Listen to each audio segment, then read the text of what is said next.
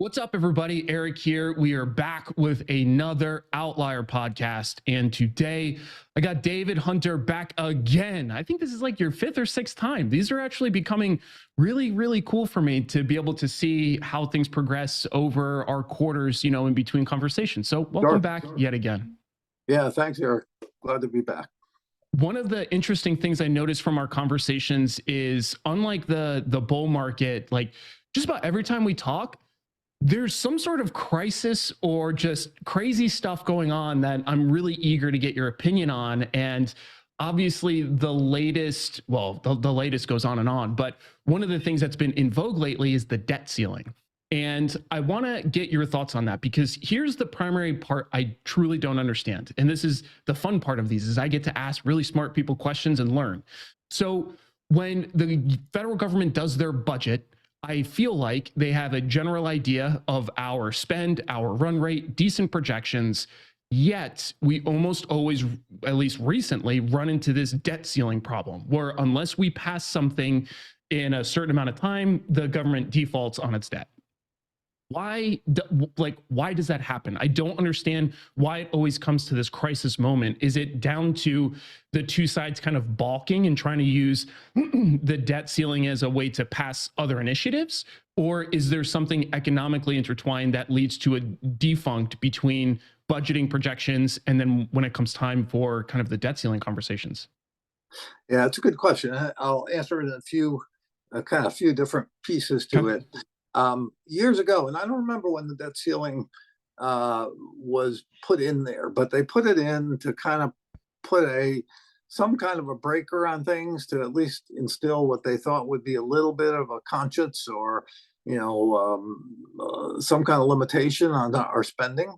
Obviously, it hasn't worked. We've grown our deficits from sub trillion to 30 some odd trillion now. So that didn't work very well. But it was, I think that was the intent initially, was that if you have a ceiling, you're going to have to consciously and with a vote come back to approve a higher ceiling. So, Right. but it's gotten silly because we hit these ceilings so quickly every couple of years, and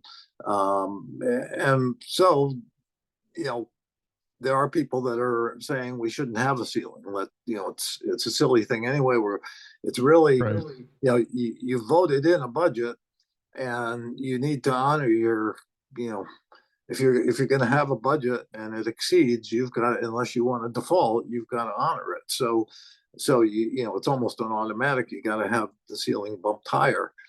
I get that, but the Republicans in particular have used the ceiling as something to at least give them some negotiating leverage versus a left that wants to just tax and spend. Right. So, I mean, at least from my view, the Republicans haven't done a great job on fiscal discipline themselves. But if you're going to look at two parties, one is definitely tax and spend, and the other one at least gives lip service and tries to some extent to instill some discipline. Not very much these days, but some. So, particularly in the where we are now, where the left has so much, or the Democrats have so much power. They control the Senate, they control the presidency, and they don't have, and the Republicans have very small majority in the House. The Republicans don't have a lot of places where they can gain leverage. So the debt ceiling is something where some people say you shouldn't negotiate over that. You should, do a clean debt ceiling increase and negotiate the budget separately. Well, in reality, the House would not have much leverage and get anything. They'd be run over. So they're trying to use this to instill a little bit of discipline, and I certainly, from my perspective, it's correct to try to put in some kind of limitations on future spending, and talking about 1% increases per year. In truth, those increases are, when we say we're only increased 1%, it's not truly a 1% increase. It's a 1% over what we would normally increase, right? Hmm. They build in so many automatic increases that it's kind of a silly comment to say it's 1%. But so they're not even really instilling tremendous discipline, but it's some. And even that, the Biden administration and the Democrats are blocking at because they feel they're in the driver's seat. They want everything. So what happens is you come down, and we saw this in 2011. We've seen it in past debt ceiling negotiations, and we've seen it, frankly, in almost everything. It's the House and Senate. I mean, the Democrats and Republicans always come down to the last minute before they get budgets agreed to, et cetera. So I think this is no different. You're going to come down to the last minute. It's both sides are going to posture. Both sides are going to tell you that they're not giving in an inch, or that there's very little. They can't see the other side's argument. They think they have the better argument, and then in the end, I think they'll reach some kind of an agreement on it. That's part of it is silliness. Part of it is the art of this is what compromise is in Congress, and it just doesn't happen until you are forced to make it happen. So Right. you get a lot of rhetoric around that. You get the media playing it up. You get the markets nervous over it, and there's always a possibility that they can't come to that the both sides get entrenched, and you don't get an agreement initially, and you do go past some deadline, and you do run into some payments not being made or what have you. I think default is unlikely. They'll probably Right. they can go other places and not make not cover the outlays. Hopefully not Social Security or Medicare, but it's a place like that. They can pay their interest on their debt. There's enough cash flow that they don't have to default on the debt, if they understand the importance of maintaining that AAA and maintaining credibility in the world. So it's probably not a June 1 deadline, but it's going to get a lot messier after June 1. So the odds are we get an agreement. I don't think they're really that far apart um, if the Biden administration is willing to not feel like they got all the cards. It's silly after what we just spent in our last few bills because of the pandemic. It's silly for them to say we don't want to cut anything. Right. They so I think that's probably you're going to give your strongest you're going to show your strongest cards first, and then negotiate as you have to. But so I'm expecting the debt ceiling to be raised. I'm expecting the House to get something. They're probably not going to get all of what they have in their the budget they passed.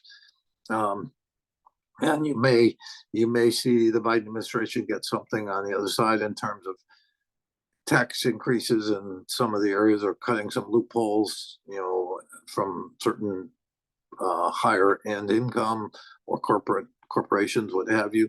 So I expect you're going to see compromise on this, and it will happen.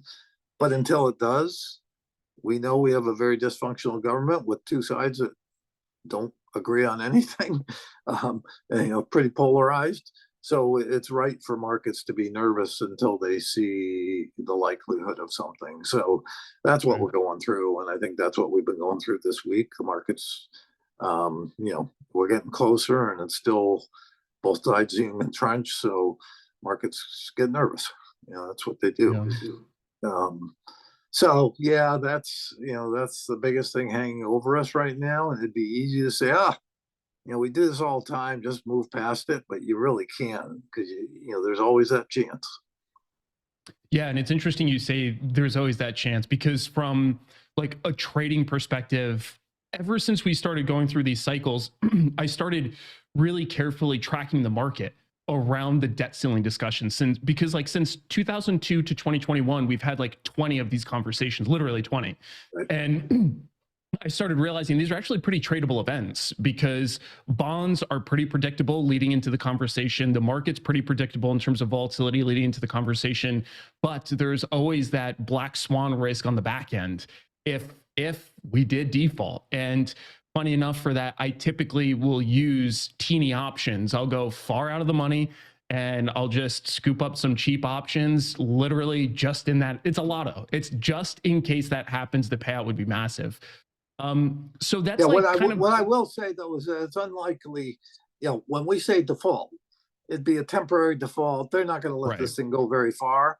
If one side or the other decides, it's worth us to get something to hold our position and let it get past that deadline and see what, get people scared, Right, play chicken. then you could go past to a point where, the ratings agencies say we're about to downgrade you because you guys haven't, come to an agreement. Debt ceiling hasn't been raised, or, something else. So you can have, it may not be a June 1st deadline, or it may not happen right. You may not get the agreement right when you ideally should get it, but they're not going to go months beyond that Right. and just watch the country fall apart. The the agreement can be made. There's definitely ability for the two sides to compromise and get this done. The sad part is, and at the very least, they can kick the can down the road a handful of months, agree to some kind of a compromise short term that, gives them more time. So I just don't see that this is a market moving event where, there are people, as you know, out on the market, saying, "Oh, this is what's gonna bring us down to 3,200, Right. or this is what's gonna take us back to the lows of October." I don't see that. Can we get a few percentage points down, go a few percentage points down from here? Sure. I doubt that we see 10%, and I'm pretty positive we're not going to see 20% from this, because they can turn it around as soon as they want to. It's just a matter of Right. they're posturing. They're playing who's going to, each one. It seems silly to all of us bystanders, but to them, they each want to win. Right. Who's going to get a win out of this? Yeah. And frankly, we're the losers because they play that game. But Yep. so it's just I think it gives you more volatility, but I don't think it's a game breaker in any way. Totally agree. And that actually is a beautiful segue into my follow on question, which is, if we typically know that on the back end there are these series of resolutions, and we also, because I completely agree with you, the propensity for them to just let go of the wheel and let this thing crash is so unbelievably unlikely, why do we even see the level of volatility that we do leading into these events? Because that really has baffled me, because I typically trade volatility around bonds and markets into the announcement. And I am, well, obviously you can't always completely isolate the volatility, right? There's other stuff happening in the world, but it does seem to kick up around these debt ceiling conversations. And it just confuses me as to why that even exists. Yeah, well, because there is uncertainty. I mean, Yeah. it does seem like the uncertainty gets overblown. The Right. media, investors should be able to ignore the media and say, "Hey, we've been here before. We see, you guys always overreact, etc."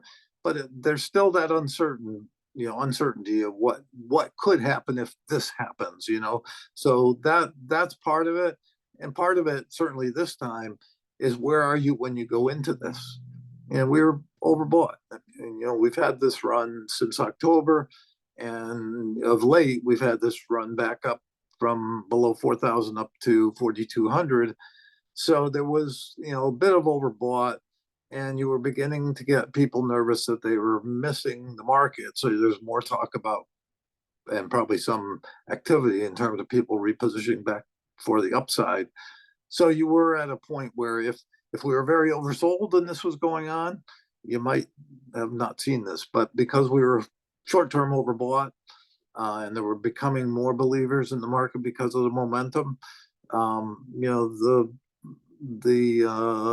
debt ceiling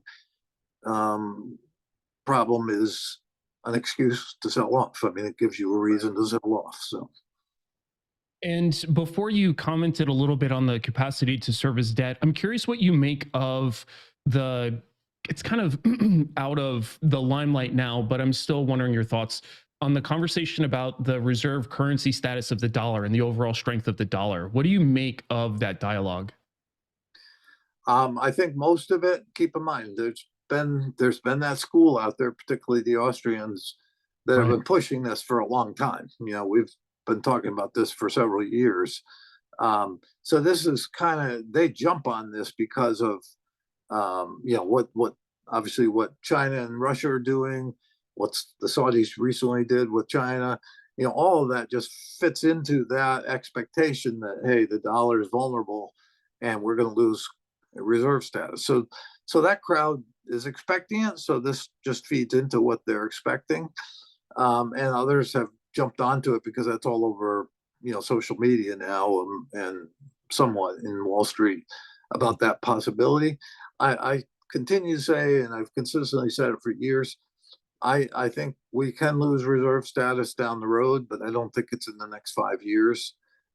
We will, see it continually be eroded away with some of this stuff, independent deals.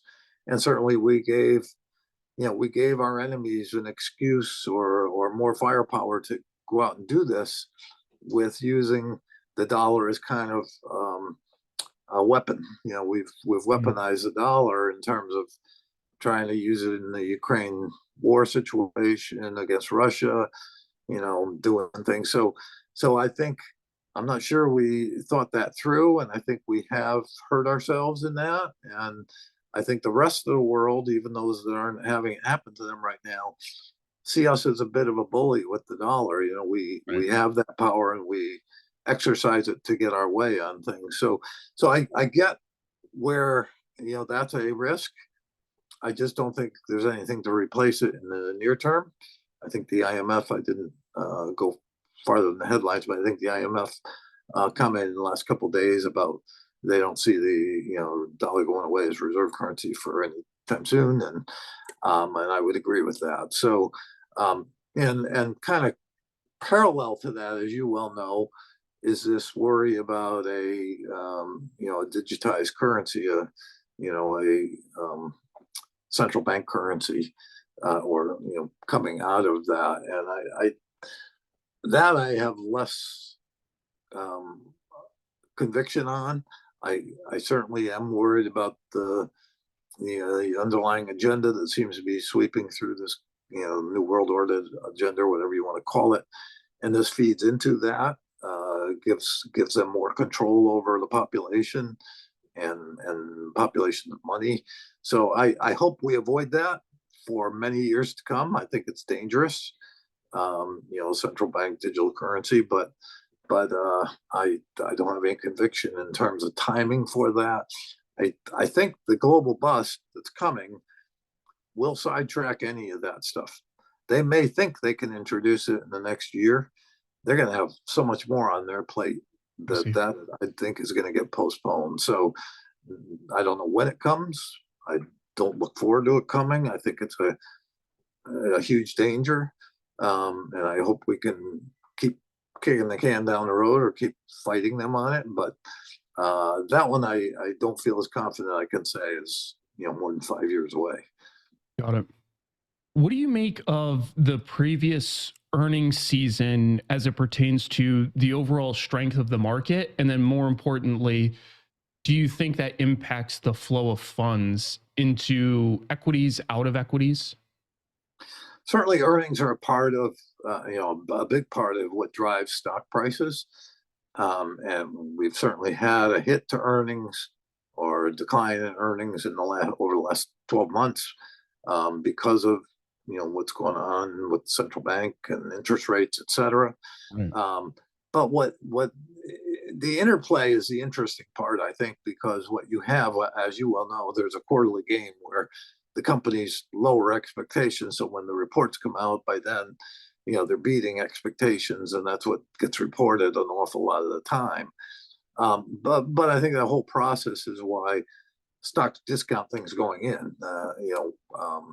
One particular bear out there, who shall be nameless, but I think you can pretty much figure out who it is, was really talking about first quarter earnings being the catalyst for a move, down to 3,500 or below, and it didn't manifest. And I think a lot of number one, I think he overestimated the degree to which the earnings were decelerating, and number two, underestimate how much has already been discounted. I, my whole argument, and I'm calling for a melt up. My whole argument is that the market's not ignoring, the what's going on in the economy, and just people, unfortunately, particularly retail investors, think markets move on current information. I keep saying they discount many months in advance, 6 9 months in advance. Last year's sell-off was about what we're getting now. There's enough leading indicators and things that you can look at to know what's coming. And so I think, we bottomed in October. And what we're doing now is we had the first leg of, first part of that move up towards the, final highs that I'm calling for. And we've kind of gotten stuck in a trading range of, the last few months because everything, earnings are not moving forward. There's, the central banks are not showing they're ready to ease. They're all those things I think put the markets on hold. So they've been in a trading range with upward bias, but a trading range. Yep. I think we pretty soon, with the Fed having to, I won't say capitulate, but having to, move to the sidelines, pause. I think that's going to help as a catalyst to move us up past this 4,200. I think next stop is 4,600, 4,650. And from there, I think we keep going. Still with you. Still out for a second. Yeah, I didn't know exactly what that was, but yeah, no, I'm still so here. yeah. I got you at 4,650. So one of the things I'm curious about, when the last few times we've talked, we've kind of covered this idea of the melt up into the bust, and definitely when we first started talking about it, the timeline has moved a few times, and new information comes out. That's part of the game. So based on what you're seeing now in like the current markets, where does your forecast stand? Yeah, it is true. I mean, I'm a moving target in terms of the timing because it's an end of cycle You should call. be. So yeah, Yeah. and frankly, it frustrates traders because traders are, and even though I say don't do it, don't listen to me as a trader because my timing's not going to be right. It's basically just looking at it from a market standpoint, not the economy, but just the market. Every time you get a consolidation, it extends things. If a consolidation's a month or two, it extends it maybe a month or two.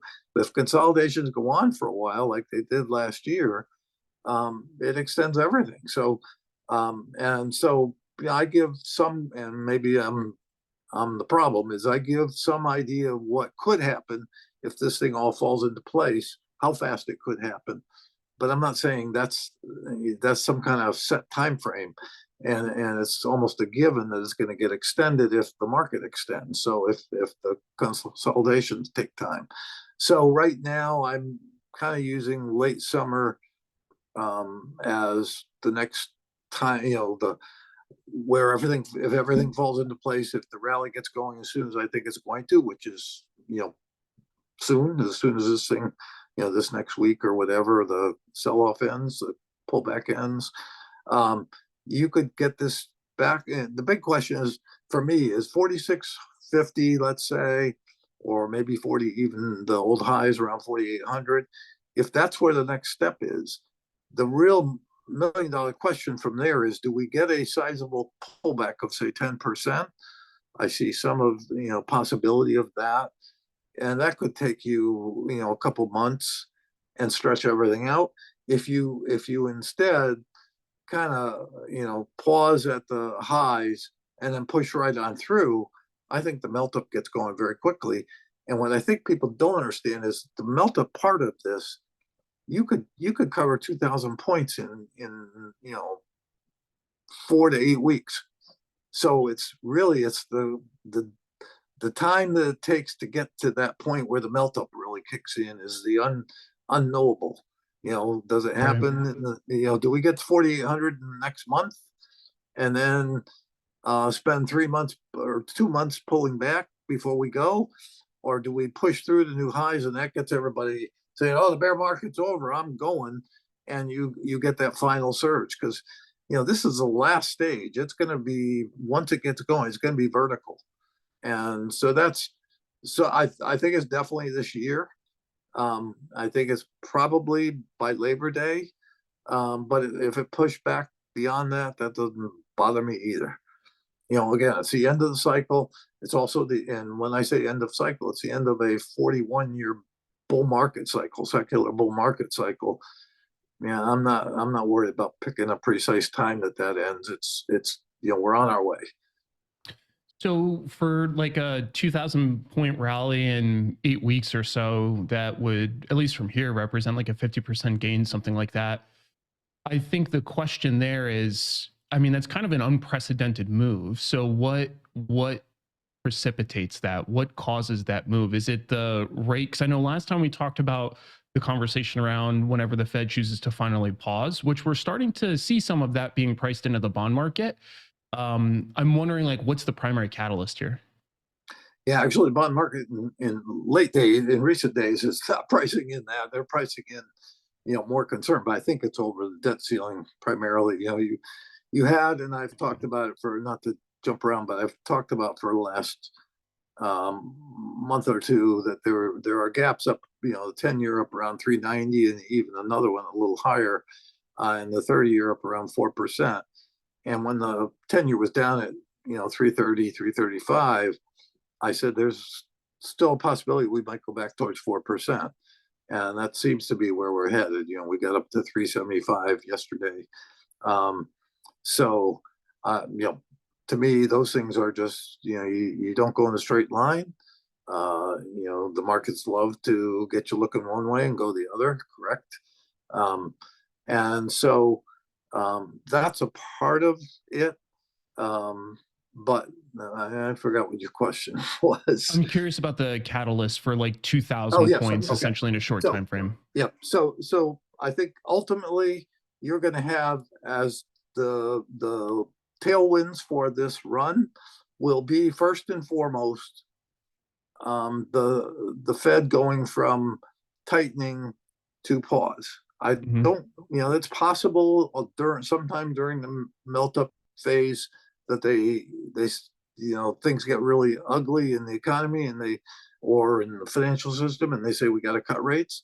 But more likely, I think they're going to be on pause, and pause to a lot of people is going to be, to the Fed, pause may be, we're going to pause for a few months and see what happens, and then we may come back and tighten. But I think a lot of investors are going to hear pause as the Fed tightening cycle is over. And I can't stress enough that all the bearishness that we've had from the end of 2021 to now has been driven, and the talk of bearishness even 6 months prior to that, middle of 2021, we started talking about the need for Fed tightening. That's been a headwind for the market for, basically a year. I should say basically almost 2 years, a year and a half. And so if you remove that, if investors say, wow, tightening's ending, that, I think people underestimate how important that is. Now, I know there's a chart out there saying when the Fed cuts rates, that's time to get bearish, right? You've seen that chart that, past cycles. But pause isn't cutting rates. Pause is just giving investors reason to believe the Fed may be ending tightening. And for knowledgeable institutional investors, the end of tightening, they can then, and the beginning of ease, they can then look over the trough and say, with a 6 month, 9 month lag, we can now start factoring in increases in earnings. We can now factor in a new cycle, a recovery cycle. So that's why that's also important. And that will be a big tailwind. Along with that, I expect will be a big decline in the dollar. I think the dollar, has been backing up here short term, came down 14 points. It's risen, 2.5 points. It could go another point or two. But ultimately, I see the DXY down to 95.6 very quickly, during the next 2-3 months, and then might pause there and before it heads a lot lower than that. So the dollar is going to be, I think, a big catalyst or a big tailwind, and then also interest rates. Once they get done with this backup, and I think we're 90% of the way through the rate backup, you're going to then head for, my target is 250 as the next place where the 10-year goes. So if you're up, let's say you're up at 4%, that's that's a 150 basis point drop in rates, probably this summer. So, you get rates on your side, you get the dollar on your side, you get the Fed on your side, and the one that I think is not economic, but it certainly is a big factor, is then you got momentum, and momentum may be the biggest thing that drives people, pulls people into the market. Everybody can talk about fundamental reasons for why they're bullish or bearish. Basically, if you look at Twitter or look at anywhere, listen to investors, most of it's driven by momentum. They're bearish when the market's going down. They're bullish when the market's breaking above resistance. All And I FOMO. think, yep, it will be a big part of it. So they can talk all they want about being, and you could track this. You can listen to all the investors, all the pundits who are bearish because the market's heading down right now. If that thing pushes above 4,200 and certainly above 4,300, those same guys that are so sure we're going lower are going to be so sure we're going north at that point, because whether they even know it themselves, they're driven by the tape. Last question. I know we're at time, but the David Hunter Precious Metal Mafia will murder me if I don't ask you about metals. I've learned this the hard way. Last time we spoke, you were looking at 3,000 on gold. This was back on 23 January. You were looking at 3,000 in gold, 50 to 60 for silver. Gold, it looks like we've gotten a bit of that rally, same for silver. But how do those targets stand? And again, just succinctly, not to take too much of your time, but like, what's the catalyst for us to complete the move? Yeah, I think I'm glad you asked, because I think it is an important part of the market, and I think we're very close to a huge turn. It's been frustrating for both gold and silver investors, no question. They have. I consider gold and silver to be the most undervalued sector of the market, and a lot of that is because they've underperformed for so long. Gold, interestingly, the metal gold, you're right, it's pushing up. It pushed up against the highs, actually ticked up to the highs, all-time highs. So it's not like it's acting poorly, but it's had a pullback of late. So we're back down, 1960 was the last I saw. Yeah, so I think maybe 1940-50 is where I think it turns. So if we're that close, I mean, basically that can happen in an hour or a day. So I think we're very close to a turn, and silver will track that. And silver is pretty close to what I would call a level. And so my near-term expectation is that you see, gold push through those highs, and then it'll find a level, whether it's 23, 4, 500, probably closer to 4 or 500, 24 or 500, where it might have to pause again. But I still see 3,000 this year. I still see silver at 60. Silver's a harder one because of a lot farther to go. Of course, in a bull market, in a metal bull market, silver will outperform gold, but that's a big outperformance. And so 35 is kind of a natural place where it could get to, where it runs into some resistance.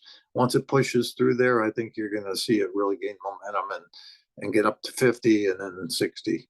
But it doesn't, I don't want people to get ahead of themselves and think that it just runs from 23 where it's at now to 60 without any stair steps. It's gonna have pauses along the way, and pullbacks along the way. So, but I think those are areas that are going to be front and center in the melt up.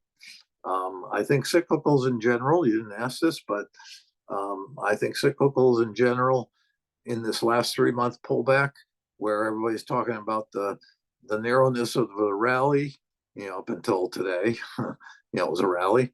We were 4,200 just a couple of days ago. And it was driven by the FANGs and by, a handful of,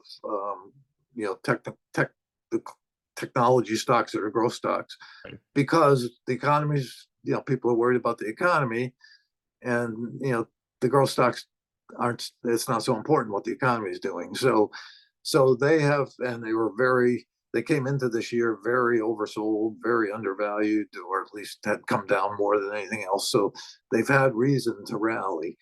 I think cyclicals, which had a pretty good early this year, they ran in January, and they have been consolidating their gains for a while, several months. They look poised for big returns or big moves up here. So I think you're going to see a much broader rally from here, with cyclicals doing well. Copper, interestingly to me, has come down to a pretty good trend line and a pretty important trend line. And I suspect copper is going to do very well in this run to the top. Industrials should do pretty well.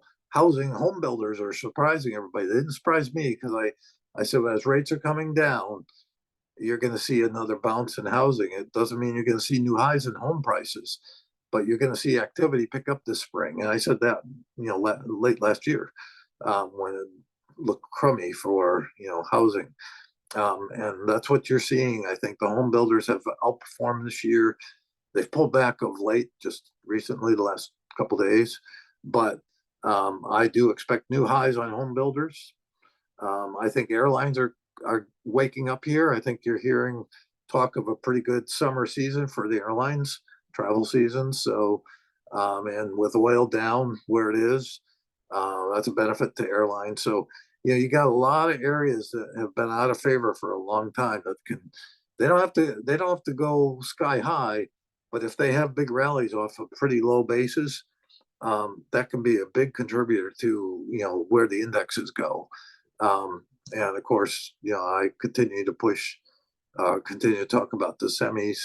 And NVIDIA gets all the focus, but there's others. Even the kind of commodity side. The commodity chips like Micron.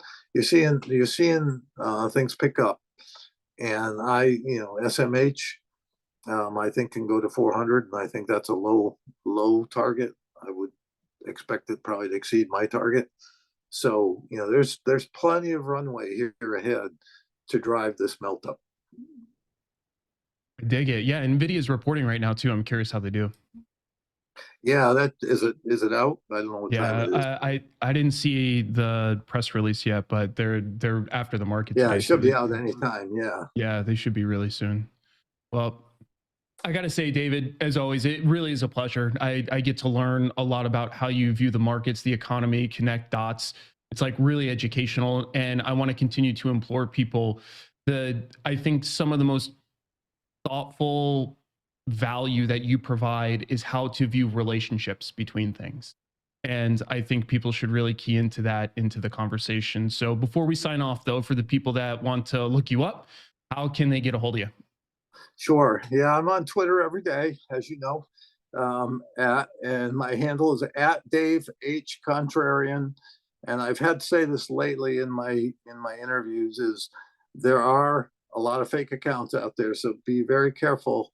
I've got over 190,000 followers. The fake accounts typically have under 1,000 and sometimes under a few hundred. So it's kind of the nuisance that anybody with a big following has. You go across the board and you see others that are complaining about their fake accounts that people are being fooled by. But I had one recently that I was blocked, so I didn't see it. But somebody said he's basically taken all of your tweets and put them on his, and it looks like you. He's got your profile picture and your profile, and yet it's it's a fake account. So you've got to look carefully at the the username, the handle at Dave H Contrarian. What they do a lot is they'll take one letter and change it. So contrarian, they might put an M in where the N is, or put an L in, just stick another letter in. So you really got to it's buyer beware, or you just got to look at it. But there are dozens of them out there. I think that's no problem. I'll throw the correct link in the notes below so that people can get a hold of you. And I do have a investment letter that comes out quarterly. It's by subscription, so there's a subscription fee with it. And I always tell people I don't promote it on Twitter, but if they want information, they can come direct message me on Twitter. So come to my private message, and I'll provide them information. Awesome. Yeah, I'll get all that in the notes below. And thank you so much for joining us. For everybody that's watching, don't forget to like, subscribe, be an outlier, and we'll see you guys later. Yeah, thanks, Eric. Yeah. Good to see you again.